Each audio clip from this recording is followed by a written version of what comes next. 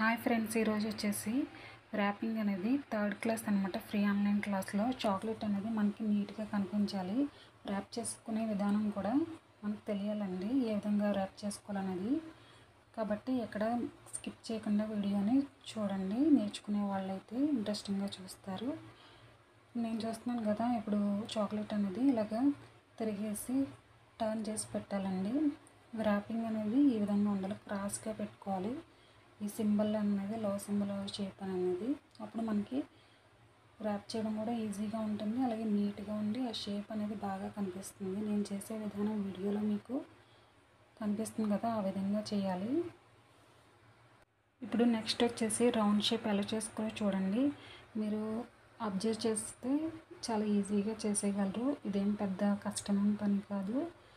Wrapping అనేది చాలా ఈజీగా ఉంటుంది, కానీ చేసేటప్పుడు ఎలా పడితే అలా కాకుండా నీట్గా చేస్తే చూసే వాళ్ళకి చాలా నీట్గా ఉంది ప్యాకింగ్ అనేది, బాగుందని అనేసి ఆర్డర్స్ అనేవి వస్తాయి.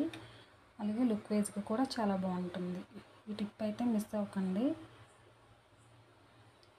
చూసారు కదా, ఈ విధంగా రౌండ్ షేప్ అనేది నీట్గా ఇలాగైతే ర్యాప్ చేసుకోవాలి. మనకి షేపు అలాగే మన డిజైన్ కూడా ఇలా పైకి కనిపిస్తుంది అన్నమాట. ఒకసారి బటన్ వెళ్తే ఇలా ప్రెస్ చేసుకుంటే అది మట్టుకు మిస్ చేయకండి. ఇప్పుడు నెక్స్ట్ వచ్చేసి టెడ్డీ బేర్ అనమాట.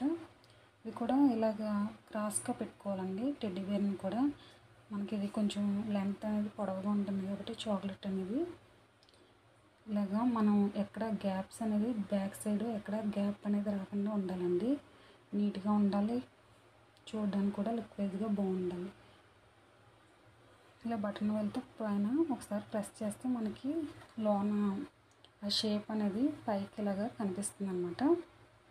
మీకు ఈ వీడియో నచ్చినట్లయితే తప్పకుండా ఒక లైక్ చేయండి ఫ్రెండ్స్, అలాగే సబ్స్క్రైబ్ కూడా చేసుకోండి. ఈ మోదకైతే ర్యాపింగ్ కన్నా ఈ బాక్సెస్లో ఫిక్స్ చేసుకుంటే చాలా అందంగా కనిపిస్తాయి. మీకు ఈ వీడియో నచ్చినట్లయితే సబ్స్క్రైబ్ చేసుకోండి. Thanks for watching.